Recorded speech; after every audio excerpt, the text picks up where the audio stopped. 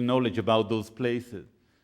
But photographic images have this ability to persuade us and to create a real illusion of materiality, of realism, of an engagement with something that is actually out there. So this idea of looking at something in the mirror and to create an illusion where the viewer believes that they're actually looking at something, but they don't look at this thing. They're looking at a virtual image, something that doesn't really exist.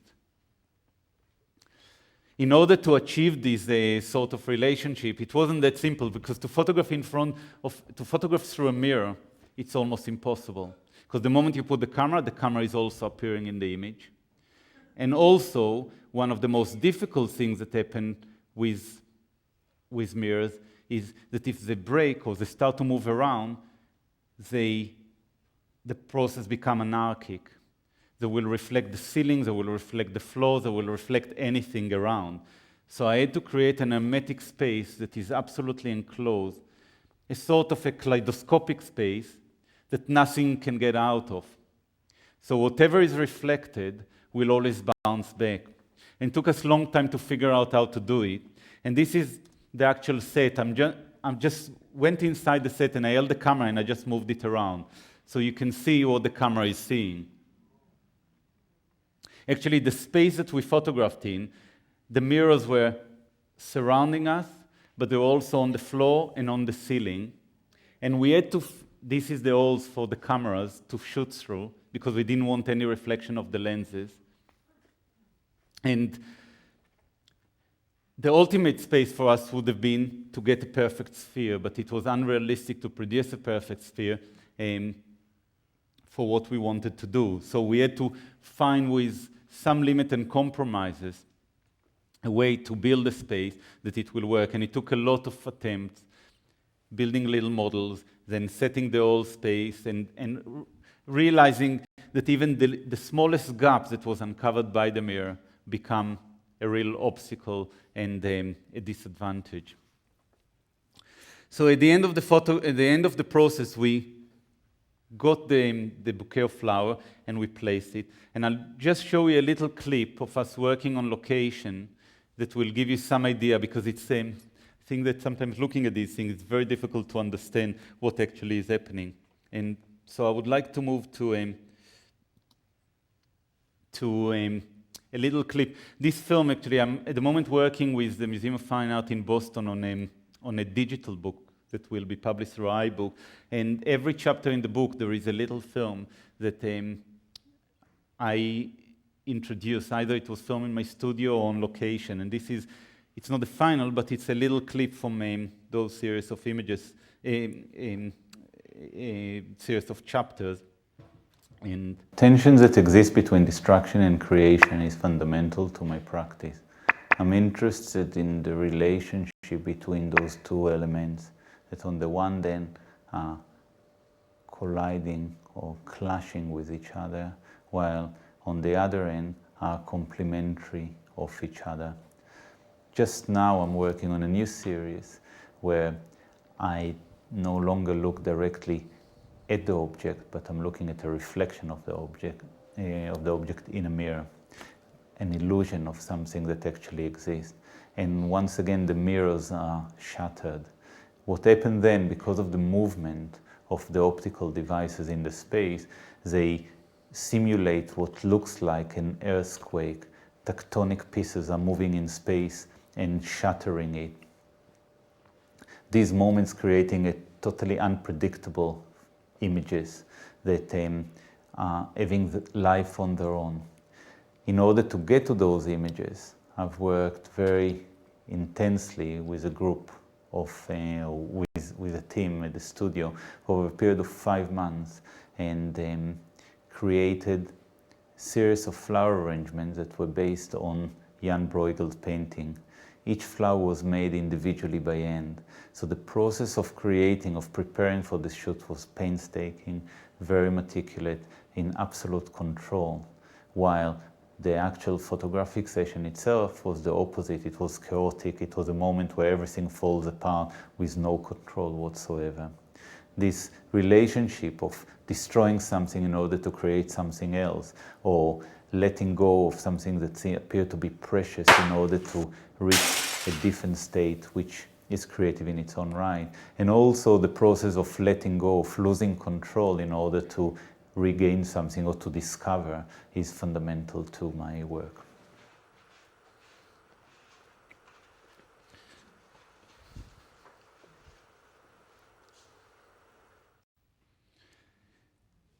So in the process of making these images, it's not just that I, this time, didn't destroy the actual object, but only the illusion, the reflection of the object in the mirror. So you have to understand that those bouquets are lasting, we still have them, because they were not destroyed. What was destroyed is the image. And it's interesting for me because the image is actually, exists in a virtual space, in the space in the mirror. And in order to, and in this body of work, I tried to kind of introduce another element. So up to now, I talked about how technology captures something that happened at enormous speed, and a lot of phenomenal information is being captured and then revealed. What I wanted to do here is also to start to negotiate the gap that exists between a virtual space and a material space. So what we did is there were a few cameras that were engaging in this shoot, but some cameras were focusing on the reflection in the mirror, and some cameras were focusing on the surface of the mirror. And these are two different spaces. So I'll just give you an example. When you look at yourself in the mirror, you see yourself, but what you see is not the surface of the mirror that is happening here. What you see is yourself at a similar distance that you are from the mirror. So the reflection is happening at exactly the same distance. So if I stand 1 meter away from the mirror, my reflection is happening 1 meter into the mirror. So if I want to take a photograph of my reflection, I won't focus on the surface of the glass. I will focus 1 meter into the distance. It's a virtual space. It's a space that doesn't really exist, but our image is there. And then there is the surface of the mirror that is happening here, that it's a piece of glass. So I put the cameras in such a way that some are looking at the glass and others are looking into the virtual space. And it's interesting the relationship that exists for me between the virtual and the material. We always try to make sense of the world and to know what is it there, what is the material experience of the world, what is reality. We can never be sure if reality is only happening inside our head or there is a common reality that we are all experiencing. And photography is like mirrors, it's a very powerful and deceptive tool. It creates this illusion that we have a common experience, that we're looking at something that actually happened, that we're looking at an evidence, but it's a virtual experience. And the closest we can get into the there-ness, into the material existence of the world is through touching. We feel something that is actually there. We touch each other. But even this creates a phenomenal gap. I kind of put this image of Michelangelo thinking about this attempt or the desire between man and God, or even between ourselves. If you do this, you try to touch yourself, one finger trying to touch another, and you try to reflect on the sensation, you realize that you have two different sensations. The finger that is touching, feeling something different from the finger that is being touched. And this can somehow illustrate or express the abyss that exists between how we understand or conceive the world and somebody else. So when two people touch each other, the feeling of being touched and of touching is very, very different. And this gap, and in a lot of my work, I'm trying to try and bridge this impossible gap. Try to think how the relationship that photography has to truth, to our understanding of the world, to our moral grounding, and the impossibility, these gaps that always exist, and where photography always falls apart. So by using those two cameras, I was attempting to capture simultaneously parallel reality. One reality that is the virtual of the reflection in the mirror, and the other, the material presence or the reality of the glass itself. So I want to show you some images that will kind of reflect upon this. So this is one photograph. So like I said, there were 3 bouquets and they were photographed individually. In a minute I'll show you them all together in relation to each other. So this is one photograph of one of the large bouquets. And here the camera is looking in the reflection in the mirror. The mirrors that I was using, the mirrors that we made specially for the shoot. So they were done from toughened glass. Usually toughened glass is not used for mirrors because they can be quite dangerous, particularly if they don't have a frame. Because although toughened glass is the glass that that you have for car windows. So when somebody smashes it, it never breaks, right? It shatters, and usually it has a film, so you see all the pieces, but the glass holds together. But the other quality of toughened glass is that when you snap the corner, if it doesn't have a frame, like in a car window, when you snap a corner, it's shatters into thousands or hundreds of thousands of tiny little pieces. So for that reason, it's not useful to produce mirrors out of toughened glass, because if they don't have a frame and a corner being snapped, they can become very dangerous objects. So we used toughened glass and we coated it with silver, and then the camera was photographing. This is at the moment of explosion, and you can start to see, if you look, for example, here at the shelf that the flowers stood upon, that you have different layers, because the moment the glass starts to break, it's enough that one piece moves in one angle, 1 degree, and it's already reflecting something that's existing over there. And so you start to have multiple and intersecting reflection. So you see this flower is also existing here. We start to kind of experience in this moment space and time in a ways that we can never conceive in our mundane experiences. Because, for example, this flower that is cut apart, or you can see this flower is also existing here. And it cannot exist in two places simultaneously. And actually it doesn't. It only happens at the moment that the mirror is shattering, and the thing is happening at such a phenomenal speed that constantly new compositions are being created. So this is a virtual image where we look at the reflection. The other side of it is this photograph that is looking at the mirror itself. Now I'll give you some better examples of this. So what starts to happen when the camera is just looking at the mirror itself is getting an image that appears to be abstract and slowly fall apart almost completely. And in a way, these photographs start to be very much removed from the Jan Bruegel. But actually, they're very close. Because what happened here, although information disappears and we're moving into the realm of what appeared to be an abstract, the palette of the original painting is always staying there. So the history of the painting is transmitted into these photographs. They become something else, but they still retain within them the palette of the original Bruegel painting. So each of these photographs will relate clearly, and if you look at the original painting, you'll see that all the elements are still retained in it. And in a way, it's kind of for me, it's established an interesting relationship between modernism, postmodernism, and old masters.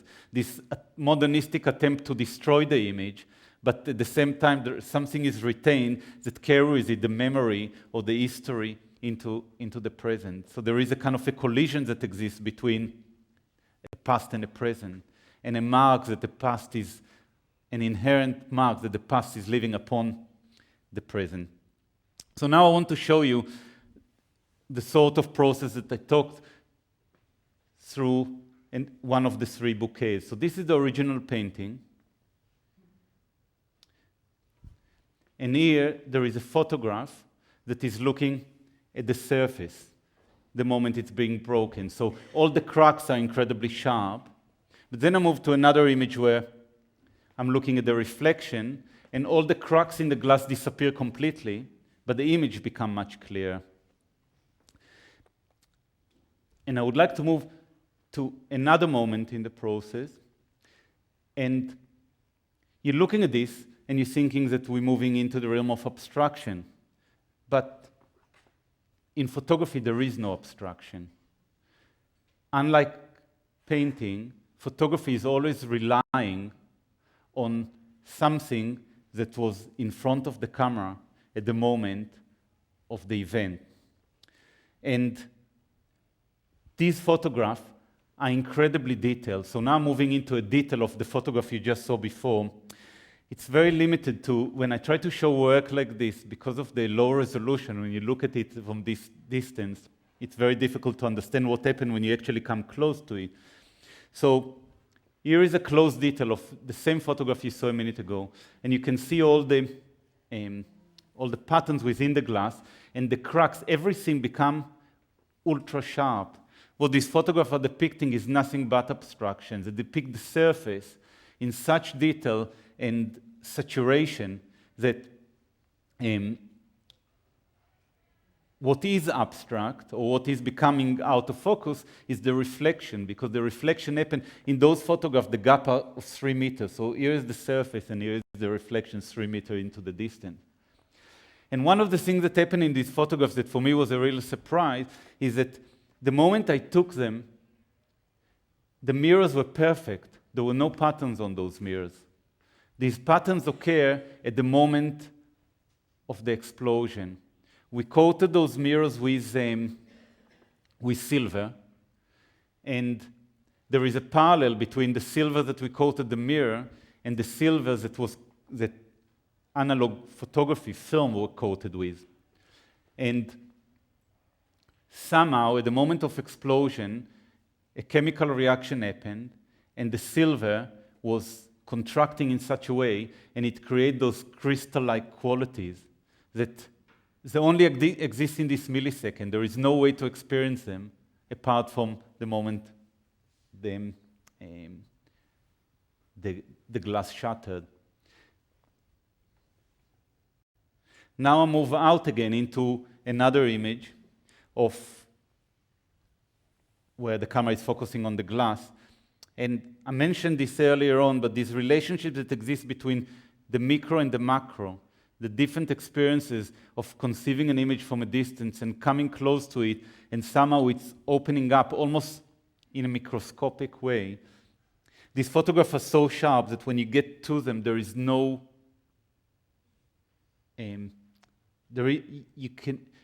it's impossible to see any break in the surface. As if the surface is kind of inviting you to touch it. And this is something that, this idea of inviting you to touch, and one of the reasons why I never put glass on my photograph, it invites you to touch. When you touch, it's just a photographic surface, but it's creating a deceptive experience of physicality. This is another photograph in the series. This is a third bouquet, and once again, the palette is there. And when you get close to it, the information that's revealed, every crack in the glass. Now, this photograph seems very fragile, but actually the moment is extremely violent. Those pieces of glass, falling and cutting brutally through whatever is in the way. And I was talking about the silver that was covering the surface of the mirror, and I would like to compare it with the silver that's covering the surface of the film. Earlier on in 2003, 2004, I did a series of olive trees in the Galilee, in Palestinian villages in the north of Israel. And these trees were between 300 and 500 years old. And my attempt was there to take photographs where the act of photography will be an act of violence, not the subject, but the act itself. So I went in the middle of the day, in the middle of the summer, and I placed the camera, and I exposed the film for a very long period of time. What I wanted is the lights that register information of the film will become the source of destruction. So I wanted this light to destroy the film.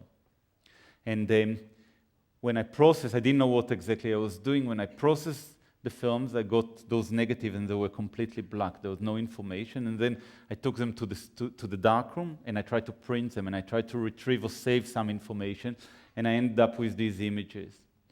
The process is very direct. It's just I clicked with the camera, and the image was created over time. And these photographs are somehow an accumulation of information that is registering on the film, and then new information is registered in the film, and more new information registered on the film. And as information registers, what it does, it's erasing information that was underneath it. Or it creates a fusion, an accumulation of information upon information. In a way, it's similar to our mental process of recalling and erasing, remembering and forgetting. So the final image is this accumulation of all these moments. And what happened to the silver halides that were covering the celluloid of the film, in a strange way, is related to what happened to the mirror that is covered by silver as well and being distressed. And this relationship between creation, when I talked about creation or destruction, distressing the surface where the event is taking place, either the film or the mirror in this case. I'm about to finish very soon, but I just want to show a couple of more images, and then the film that was the final outlet, or not the final outlet, but another outlet of this body of work. This photograph is actually becoming a fusion of those two moments, of the material and the virtual. What I also did in the process is, rather than just exploding, I built a rig that used a steel plate where we put pins on the steel plate, and we had a very large hammer that we were able to release and time it in such a way that the hammer hit the steel plate and sent a vibration, and then the pins touched the mirrors in different places. And as a result, the mirrors shattered. These are not toughened glass, these are just standard mirror. And when they shattered, in the way they shattered, because it's a standard mirror, you get large pieces that are moving in the space. So I was able to retain simultaneously both the object, the mirror themselves, and the reflection at the same time, and to create this fusion. And you get a multiple reflection because it's, like I showed you the room before, it's a kaleidoscope. You get reflection upon reflection, so you don't know if what you see is a direct reflection of the object or it's bouncing through different channels. And there's three of these photographs when placed beside each other. Now I want to move and show you a film that I made, that once again based on those three bouquets. So over the last year, I did numerous photographic and film sessions and slowly kind of established or completed this body of work. One of the things that for me is interesting about this film is, maybe I'll show it first and then and then I'll talk about it. Is it? No, what happened?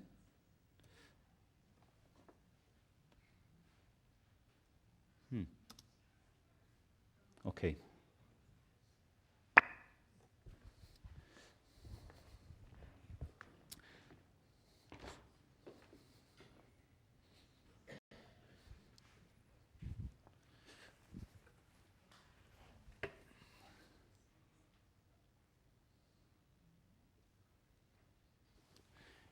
Is it possible to turn off this light here?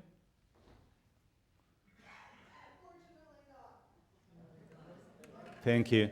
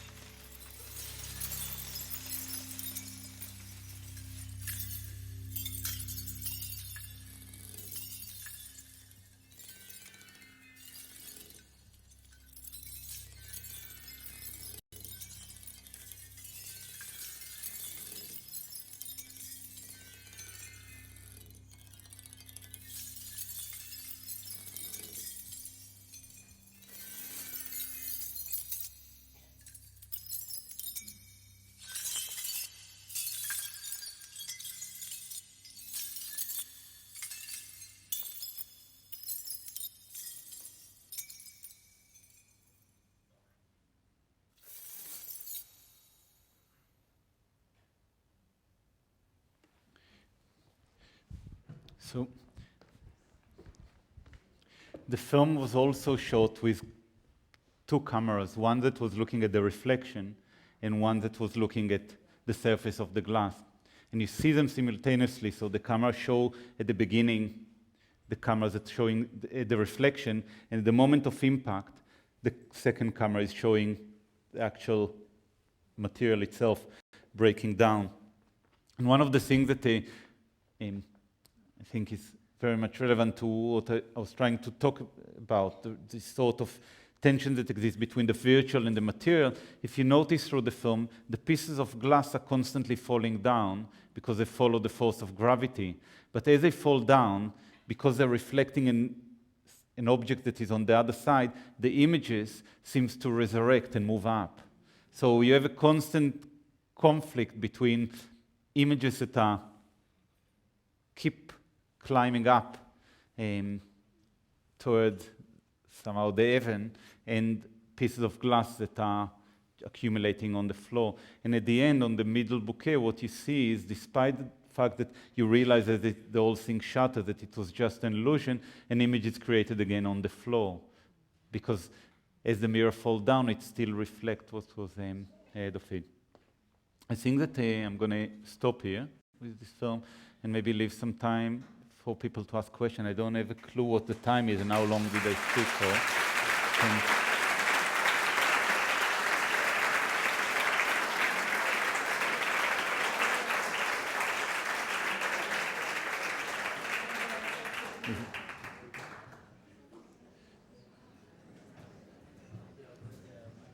Yeah.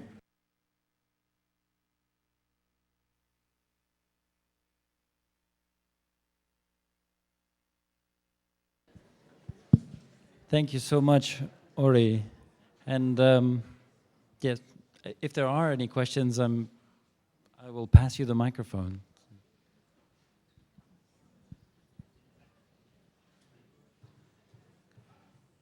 Oh, Ron, go ahead. I have one simple question. How many takes were there to get this result? Oh, sorry, is this working? Yeah. Like I said, to make this work, I started working on this body of work last October. So it's a very long process, and each photographic session we probably destroyed 20 to 23 pieces of glass. It's the process of doing it, it's quite complicated. So between each take, we need at least between half an hour and 40 minutes. So the day starts really early. I mean, we start to set up. It's a whole week of building the set and preparing everything, but the actual shooting day, we're getting together about 5 o'clock, maybe it's 7 o'clock we start to work, and it's a flat out until everyone is kind of falling apart. So it's, there are various reasons to this. It's also that each shoot is very, very expensive. So I have to really, and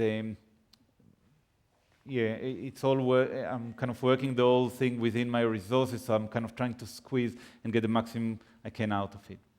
So to cut it short, on the day that we did the film, probably there were 23 pieces of glass that were broken, and it was all done with 2 cameras, like I said, so I ended up with 46 takes. So then I reduced everything, and at the end I was working only with 2 takes, one camera that was looking at the material and one that was looking at the virtual.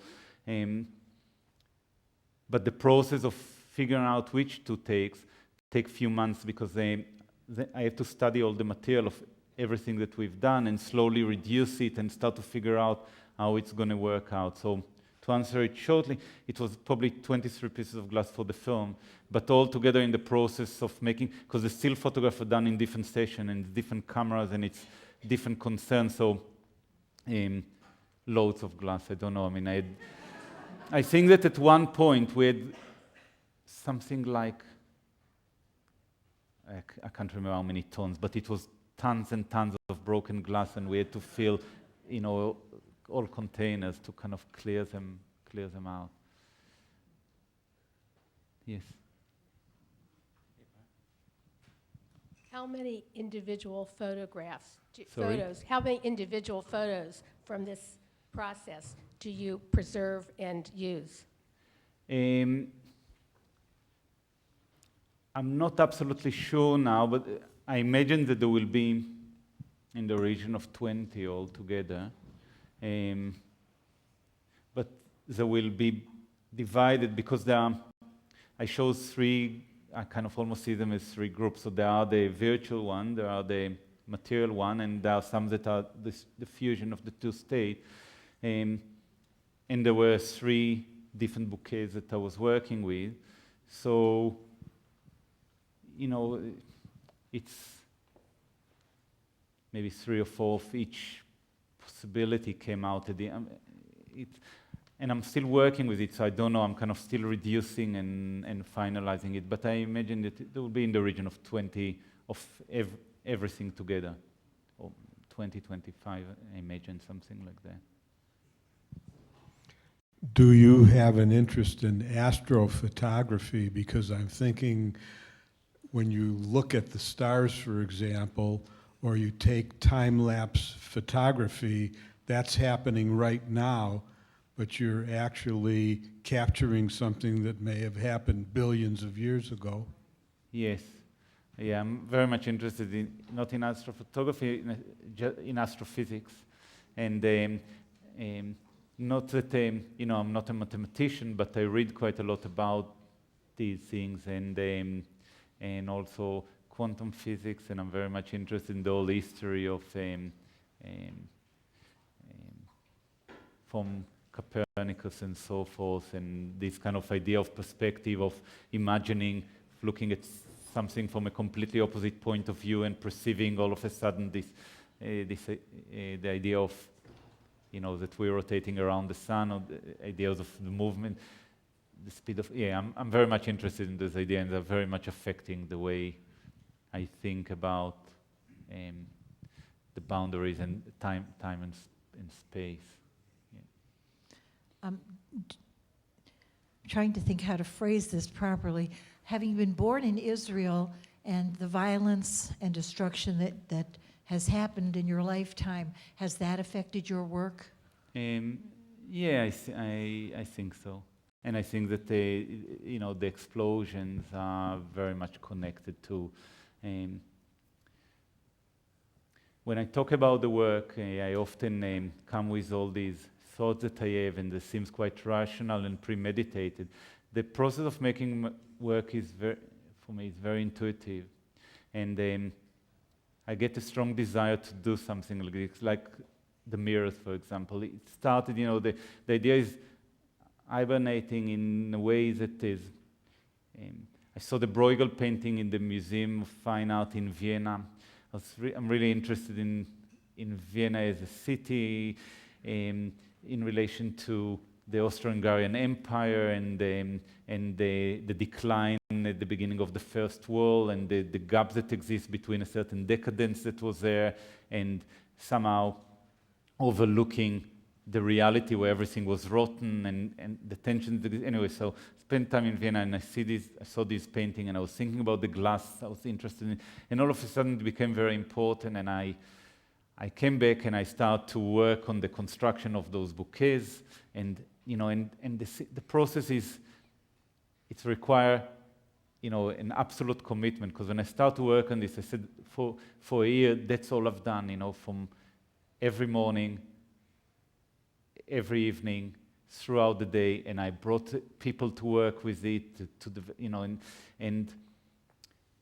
and when you ask me if I know what the outcome will be, I was never sure, and why I was doing this, I just felt that I have to do it. So it's the same with so when I talk about association to my Israeli background, obviously when I photograph the olive trees, there is a direct relationship, and I go to Israel, and I was thinking about the tree, and I was affected by a lot of things, that uprooting those trees and the way they mark the territory and all sorts of things. When I did a photograph with the explosion, it occurred to me only later, and I have relation, I was in Israel during all the period of suicide bombing. As a child, I was experiencing sirens and running to shelters. I have friends who died in war. I'm very much conscious to the violence that is inflicted upon other as Israeli and upon Israelis. So definitely it's there. But I'm not, when I make work, I'm not calling it up. It's, you know, it's almost it's in my DNA, so I cannot avoid it. And the relationship between beauty and violence that I'm constantly attracted to, and now one moment can erase another. It's definitely related to my biography, and I don't think you can make anything outside of the limits of your biography and who you are. What I'm hoping is to eat some common denominator, so these experiences can be shared and be evocative on a personal level to whoever experience them. Yeah. Yes. Yes. I'll pass you